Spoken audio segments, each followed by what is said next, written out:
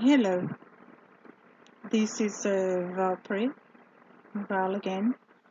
I say that I would do another video to pick up where I left off. In doing so, I left off where I had decided to go dormant. And so I went dormant for a couple of years, maybe. I'm not even sure, to be honest. Yes, yes. For a couple of years, I went dormant.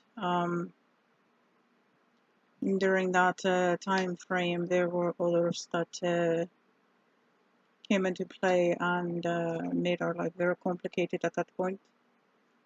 I should say more complicated.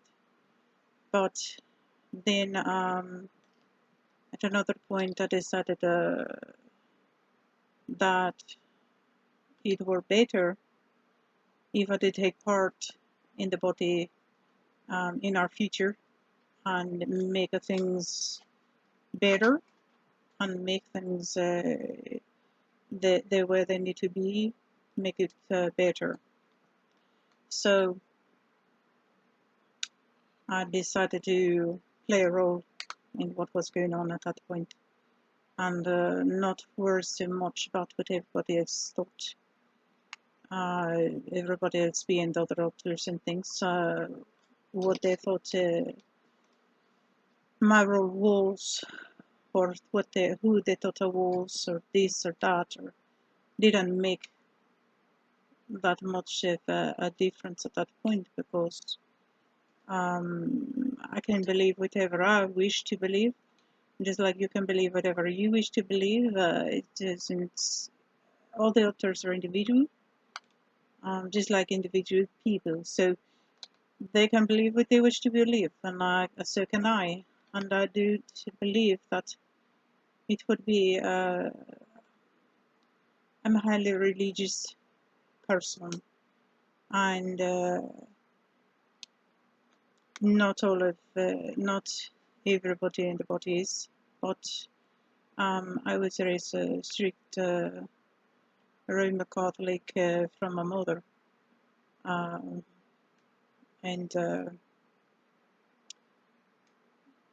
if God were to play a hand in something as this matter, then why would it not be possible that each individual were placed for a reason, that each individual is possibly a spirit or a soul, that multiple souls share in one body. That's I think is totally possible,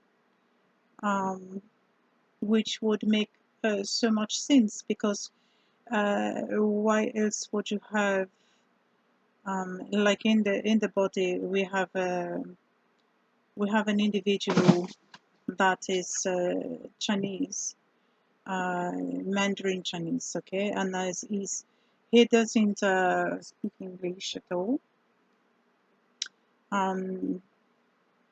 We have a Vietnamese, and that is the same, and we have Malay, we have German, which she don't speak English either. We have different alters that speak other languages, is my point, and these are not languages that the bodies ever take on. They're not languages that at one point our mother suggested that due to having translated books, like I have written books and translated them possibly during the translations you picked up the languages. Well, that's not. When you're translating, what you're doing is taking words from one portion. You can copy and paste translations from English to, say, Dutch, because I've translated stuff into Dutch and some other languages and things like this. But that doesn't tell you how to pronounce the words. It doesn't tell you if you're hearing the words. Maybe it would have something to do with if you're able to read certain words and things like this. But it wouldn't give you the ability to understand what somebody's saying or know the words that somebody's saying from their mouth. That to translate that way, it's not from written. So that's it's not logical. Plus, if you take into effect, if you talk about Chinese, which I've never translated Mandarin Chinese or any kind of Chinese. The only thing I've translated were Japanese. But if you take it into context, that's if you're going by that theory, you translate caricatures. Those are caricatures. I mean, caricatures are primarily drawings. It don't tell you what the word is. It doesn't tell you how to pronounce the word. Again, there's just no way that from translating taking written words and putting it in a context of caricatures so that another country can read it, there's just no way for like I said, for Cheng to exist. He's the Mandarin Chinese man, Chinaman. Is no way for him to exist with only being able to speak Chinese. I mean, really, that's ridiculous. Never have we've never translated Vietnamese. We never translated Malay. Vietnamese is how, that's his name, and he don't. Again, he don't speak any English, just Vietnamese, and he can watch Vietnamese videos, and obviously understands what they're saying and songs and the things like this. And there's no, in my mind, if you splinter, okay, your mind has a lot of abilities, okay, we only use a certain portion of your brain, but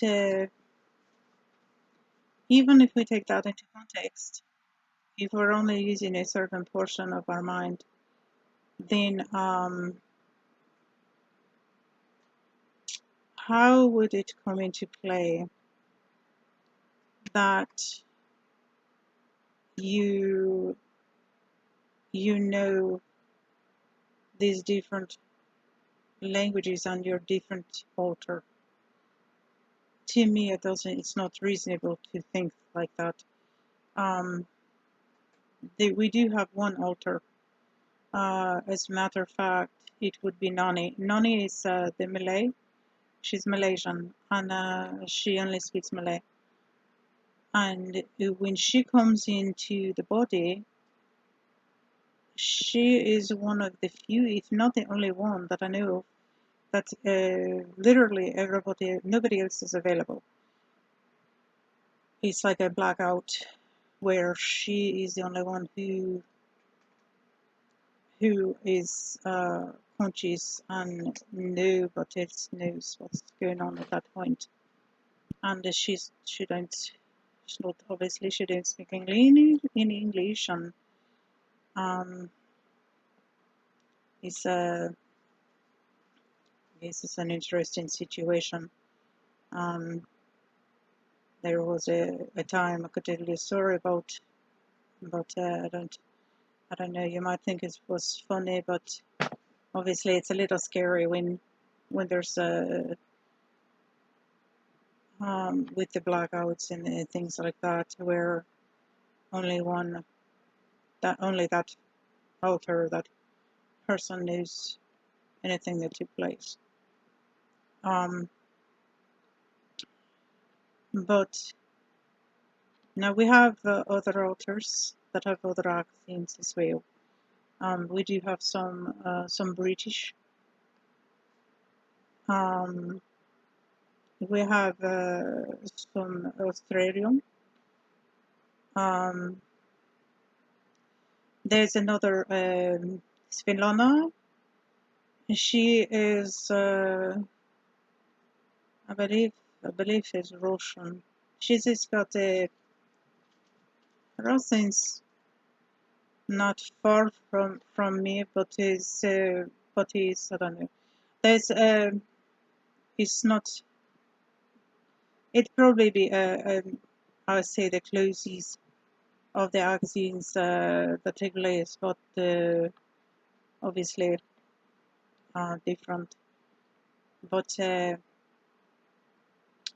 mine is derived from obviously from the mixture of French and Espanol, and encountered that and having lived in that environment.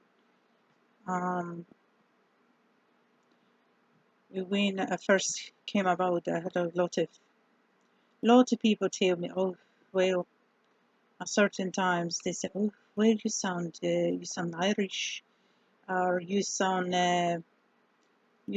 People would guesstimate what that they were asked, and I still have some people ask, where's your accent from? And I've had a couple of people who say, oh yeah, I know exactly where, and it's true. And there's actually another woman that lives in the, but obviously there are others that live in the area that have similar accent and things like this. But um, my point is, it's a wealth of difference between between the authors, a wealth of difference, and wealth of difference with the speech pattern and abilities. Um, obviously, there are some of that can do things others cannot, just like any other individual. Um, some are better with computer, some are no. Some are better with writing, some are no. Some are better with business, not some are no. Um, we do have within the group, we do have a child. Felix is a boy child, which happens to be the son of one of our upper crust um, British origin. Um, we also have an author that is mute. So she's a teenager. She's younger, but she's mute. She cannot talk, and she's so much better at being able to text really quickly and communicate. Obviously, I guess without being an issue for her. She's better at communication with a slide. What do you call? I guess you call slide texting, or I'm not sure exactly what you'd call it. But when I go to do it, I can't seem to do it right. So yeah, we all have different things that we're good at, or bad at, not so much. I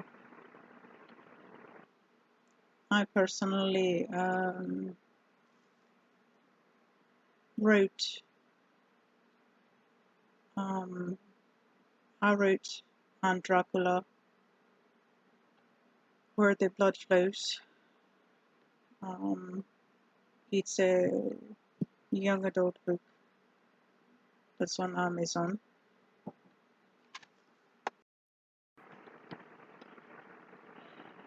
Well, I had something come up, and I'm unsure even where I stopped at, so I'll leave it for another time. If you have interest, please subscribe and like the video. If you have any questions, please feel free. And if you have any answers, you can also please leave a comment. Just request everybody be respectful. I'll be respectful to you, you be respectful to me. It's the only way to be. So this is the Notorious D.I.D. And until next time, thank you so much for listening and viewing my video.